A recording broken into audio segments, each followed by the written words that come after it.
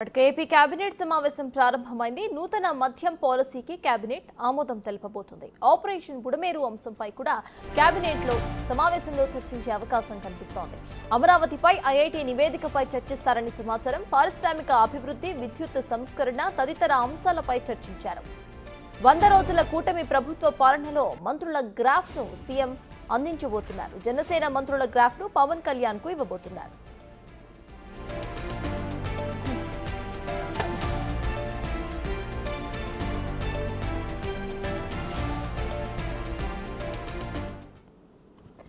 AP cabinet సమావేశానికి సంబంధించిన updates మా ప్రతినిధి మల్లికార్జున్ లైవ్ లో అందించడానికి సిద్ధంగా ఉన్నారు. మల్లికార్జున్, చెప్పండి, ఇటు ఈ కేబినెట్ సమావేశంలో ఎటువంటి వాటిపై చర్చించే అవకాశం ఉందనుకోవచ్చు? ఇక గ్రాఫ్స్ ను కూడా ఇటు రిలీజ్ చేసే అవకాశం ఉందనుకోవచ్చు.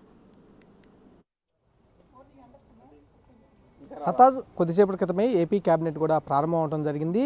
ప్రధానంగా చూసుకుంటే ఎన్నికలకు సంబంధించి ఏదైతే హామీలు ఇవ్వటం జరిగిందో ఆ హామీల్లో భాగంగా కొన్ని పథకాలకు సంబంధించి ఈరోజు ఆమోద ముద్ర అయితే వేయబోతున్నట్టు కూడా తెలుస్తూ ఉంది. దాంట్లో చూసుకుంటే ఏదైతే మహాశక్తి పథకం కింద ఏదైతే ఎన్నికల హామీ ఇచ్చారో 1500 రూపాయలు నెల రోజులకి 1500 రూపాయలు మహిళలకు ఇస్తానని హామీ ఇచ్చారు. 18 సంవత్సరాల నుండి 59 సంవత్సరాల మధ్యలో ఉన్న ప్రతి మహిళకు కూడా నెలకు 1500 రూపాయలని ఇస్తానంటూ కూడా హామీ అనేది ఇవ్వడం జరిగింది. దాంట్లో భాగంగా ఆ పథకం పైన ఈరోజు చర్చించబోతా ఉన్నారు.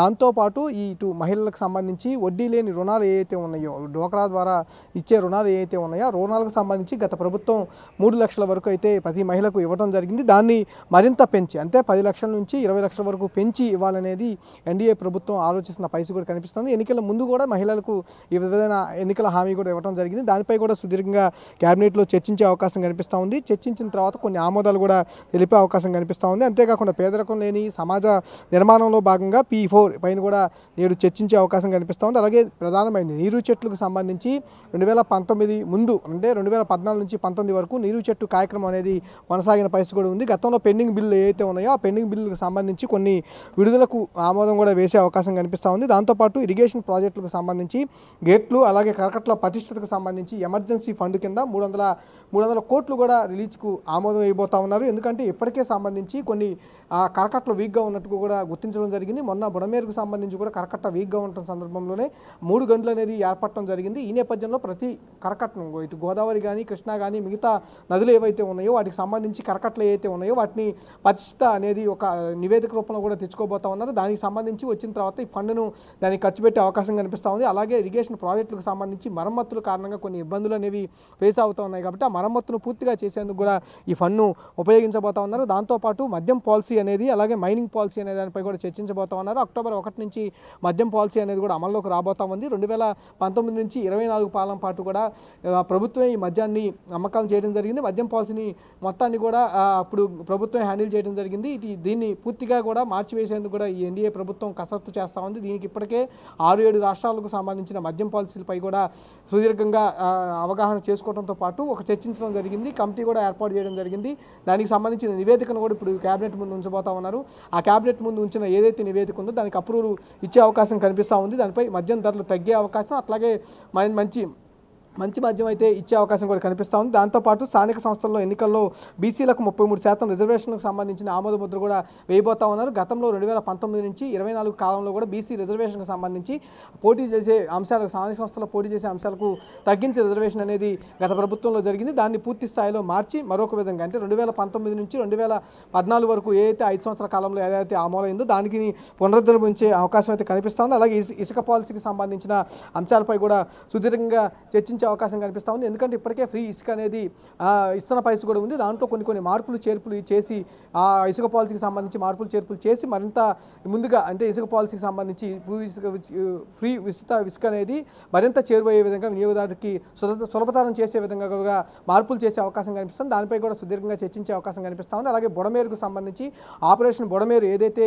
ఇప్పటికే నడుస్తూ ఉందో దానికి సంబంధించి సుదీర్ఘంగా చర్చించే అవకాశం కనిపిస్తూ ఉంది. ఎందుకంటే బుడమేరుకు సంబంధించి ఆ కాలం మొత్తం కూడా ఆక్రమణలకు అయినట్టుగా కూడా ప్రభుత్వం ఇప్పటికే చెప్తున్న పరిస్థితి కనిపిస్తాం. దాన్ని అన్యాక్రాంతమైన భూమి మొత్తాన్ని కూడా బుడమేరుకు తీసుకొని దాన్ని బుడమేరు కాలం కూడా విస్తరించే అవకాశం కనిపిస్తాం. దాని మీద సుదీర్ఘంగా చర్చించే అవకాశం, ఇలా కీలకంగా అన్ని అంశాలు, అంటే పొలిటికల్గా ఏదైతే అంటే ఆ ఎన్నికల ముందు హామీ ఏదైతే ఇచ్చారో ఆ హామీలకు సంబంధించిన అంశాలతో పాటుగా గవర్నమెంట్కి సంబంధించి మొన్న వరదలకు సంబంధించిన అంశాలపై కూడా సుదీర్ఘంగా చర్చించే అవకాశం అయితే కనిపిస్తూ ఉంది. అంటే మల్లికార్జున ఇటు ఎలక్షన్ హామీలకు సంబంధించి కూడా ఎటువంటి చర్చ వచ్చే అవకాశం ఉందనుకోవచ్చు. మెయిన్గా ఇటు 18 నుంచి 59 ఏళ్ల లోపు ఉన్న మహిళలందరికీ కూడా 1500 ఇస్తామని ఎన్నికల హామీ అయితే చేసింది టీడీపీ ప్రభుత్వం. సో దానికి సంబంధించి కూడా ఇవాళ చర్చించే అవకాశం ఉందనుకోవచ్చా? తప్పనిసరిగా, ఎందుకంటే ఎన్నికల ముందు ఏదైతే మహిళలకు సంబంధించి హామీలు ఏదైతే ఇస్తా ఉన్నారో ప్రతి ఒక్క హామీని ఒక్కొక్కటిగా నెరవేర్చుకుంటూ వస్తూ ఉన్నారు. ఈ 100 రోజులకు సంబంధించిన కీలక హామీల్ని నెరవేర్చడం జరిగింది. రేపు 20వ తారీఖుతో కూడా 100 రోజులు అనేది పూర్తి కాబోతా ఉంది. దీనికి సంబంధించి మరికొన్ని హామీలు ఏదైతే పెండింగ్లో ఉన్నాయో, మహిళా శక్తి పథకం కింద ఏదైతే ఎన్నికల హామీ ఇచ్చారో దాంట్లో భాగంగా 1500 ప్రతి మహిళకు 18 సంవత్సరాలు నిండిన ప్రతి మహిళకు 1500 ఇస్తామని ఏదైతే హామీ ఇచ్చారో ఆ హామీలో భాగంగా ఈ 1500 ఇవ్వడానికి కూడా ప్రభుత్వం ముందుకు రావడం జరిగింది. దాని నేపథ్యంలోనే ముందుగా కసరత్తు అనేది చేయాల్సి ఉంది. ఆ కసరత్తు పైన సుదీర్ఘంగా చర్చించబోతా ఉన్నారు. దాంతోపాటుగా కొలాయి కలెక్షన్కి సంబంధించి కూడా ఒక అంశాన్ని గతంలో ఎన్నికల ముందు అయితే హామీ ఇవ్వడం జరిగింది. దానిపై కూడా సుదీర్ఘంగా చర్చించబోతా ఉన్నారు. ఇంకా 12 లక్షల పైగా కూడా కొలాయిస్ కలెక్షన్ అనేది ఇవ్వాల్సి ఉందని కూడా రాష్ట్రంలో ఇప్పటికే ఆ నివేదిక అనేది సిద్ధం చేయడం జరిగింది. దానికి కూడా ఫ్రీ ఉచితంగా కలెక్షన్ అనేది ఇవ్వాలని ప్రభుత్వం భావిస్తూ ఉంది. ఇది కూడా ఎన్నికలకు ముందు ఇచ్చిన హామీగా కూడా చూస్తూ ఉన్నారు. ఎందుకంటే ఆ రెండు, ఇటు మహిళలకు సంబంధించింది కానీ ఇటు కులాలకు సంబంధించిన హామీ కానీ రెండింటిపై కూడా సుదీర్ఘంగా చర్చించబోతా ఉన్నారు. దాంతోపాటు అన్నా క్యాంటీన్లకు సంబంధించి ఇప్పటికే 100 అన్నా క్యాంటీన్లు అయితే ప్రభుత్వం అందుబాటులోకి తీసుకొచ్చింది. మరికొన్ని అన్నా క్యాంటీన్లు అంటే 185 అన్నా క్యాంటీన్లు అందుబాటులోకి తీసుకురావాలని ప్రభుత్వం భావిస్తూ ఉంది. అందులో భాగంగా ముందు 100 అన్నా క్యాంటీన్లు తీసుకొచ్చింది, తర్వాత 75 అన్నా క్యాంటీన్లు తీసుకురావాలని కూడా భావిస్తూ ఉంది. రేపు దానికి అన్నా క్యాంటీన్లకు కూడా సంబంధించి అప్రూవల్ ఈరోజు క్యాబినెట్లో కూడా తీయబోతా ఉన్నారు. దాంతోపాటు మరికొన్ని హామీలు, బీసీ సంక్షేమం సంబంధించిన హామీలు కూడా నెరవేర్చేందుకు కూడా ప్రభుత్వం ఈరోజు క్యాబినెట్లో చర్చించే అవకాశం అయితే కనిపిస్తూ ఉంది. మల్లికార్జున, ఇటు మొన్న వరదలతో విజయవాడలో ఎటువంటి పరిస్థితులు ఉన్నాయో మనందరికీ తెలుసు. అయితే దానికి సంబంధించి కూడా ఇటు కేబినెట్లో ఎటువంటి చర్చలు తీసుకునే అవకాశం ఉంది? ఫర్దర్గా ఇటువంటివి రిపీట్ అవ్వకుండా ముందు జాగ్రత్తగా ఏమైనా చర్చించే అవకాశం ఉందనుకోవచ్చా?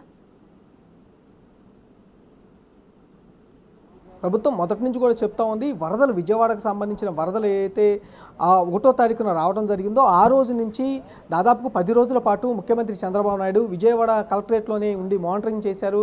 అక్కడి నుంచి ఆ వరదలకు సంబంధించి ముందు అసలు ఆ విపత్తు నుంచి బయటపడేయాలి ప్రజలనే విషయంపై కూడా సుదీర్ఘంగా 10 రోజుల పాటు స్వయంగా రోజుకి 6-5 సార్లు కూడా ఆయన స్వయంగా క్షేత్రస్థాయిలో పరిశీలించడం జరిగింది. పరిశీలించి ఆ లోకల్గా ఉన్న పీపుల్స్తో కూడా మాట్లాడటం జరిగింది.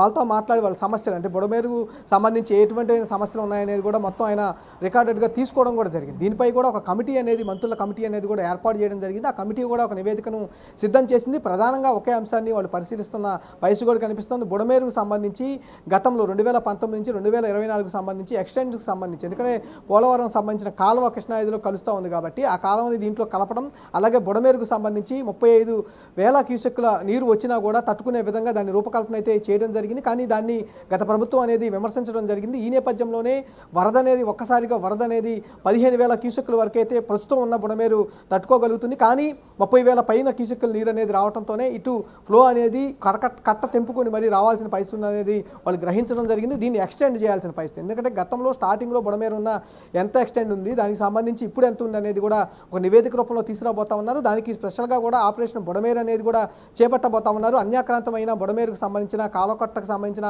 ఏదైతే భూములు ఉన్నాయో వాటినన్నింటినీ తిరిగి సేకరించబోతా ఉన్నారు. దాన్ని ఆపరేషన్ బుడమేరుతో కూడా ప్రస్తావించబోతా ఉన్నారు. ముందుగా అక్కడ ఉన్న ఎవరైతే పేదలు ఉన్నారో, పేదలతో పాటు మధ్యతరగతి కుటుంబాలు ఏవైతే ఉన్నాయో వాళ్ళందరికీ ప్రత్యామ్నాయం చూపించి ఖాళీ చేస్తామని చెప్తా ఉన్నారు. దాంతోపాటు బడాబాబుల విషయంలో కూడా కఠినంగా వ్యవహరిస్తామంటూ కూడా చెబుతున్న పరిస్థితి. దీనిపైన సుదీర్ఘంగా బుడమేరుకు సంబంధించి, బుడమేరు ఆపరేషన్కు సంబంధించి సుదీర్ఘంగా చర్చించే అవకాశం అయితే కనిపిస్తూ ఉంది. Thank you Mallikarjun.